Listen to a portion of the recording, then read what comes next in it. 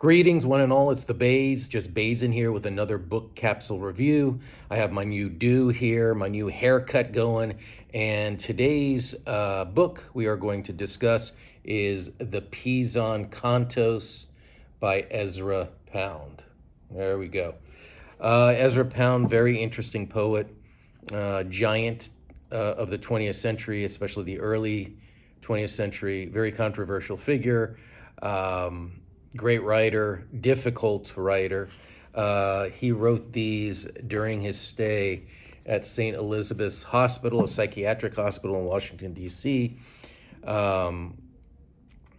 mainly due to his, I guess, paranoia. Some thought him mad because of how he was behaving during the World War II, citing and kind of pro-fascist, pro Mussolini talks on the radio. So he is a very, very controversial figure, but let's not focus so much on that. Let's focus on the man's work. And these are some amazing poems. It's long poems that, little bits, sections. And he is difficult. Here in the back, there's all this information, this basically glossary to all the allusions and references in his poems. And he wrote a larger work called The Cantos, not to be confused with the PISAN CANTOS, which came later. And both of these works, especially this work, there's definitely a rhythm, the sound, the way he creates the music with the words he pieces together. He probably one of the greatest in terms of the music of words and how he placed the words syntactically is Ezra Pound. Just an amazing, amazing poet. Difficult as heck.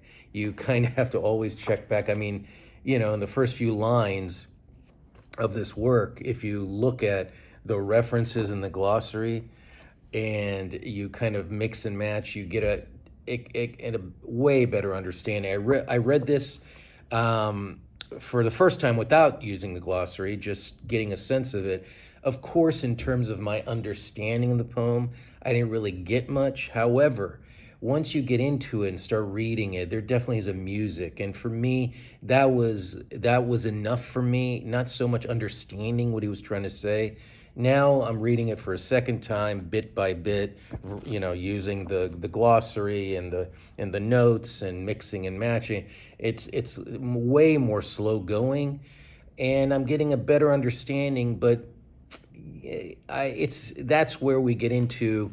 Does one have to get it, understand intellectually what a writer is trying to say? I know that in some ways sounds very like ironical, blasphemous. Like, yeah, of course we want to understand what a writer is saying because that's, a form of communication. But in some ways, I think maybe focusing on more on the experience, like the sensorial. For me, it was a very, very sensorial experience reading it the first time, not worrying about if I got it, all the allusions, and there's dozens of them. He's all about the allusions, referencing this historical figure, that bit of mythology, that bit of Greek history, that real life banker from the early 20th century. I mean, all of this. But now that I'm getting that information, does it really, really matter that much in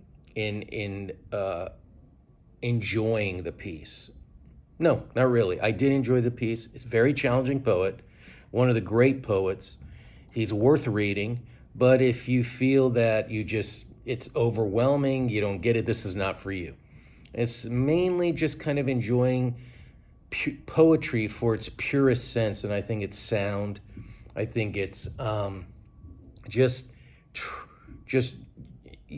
I think there's a, how should I say, organic quality that poetry possesses in terms of that whole tactile experience. And I think this is what this book gave to me. PISAN CANTOS, Ezra Pound. Tasty.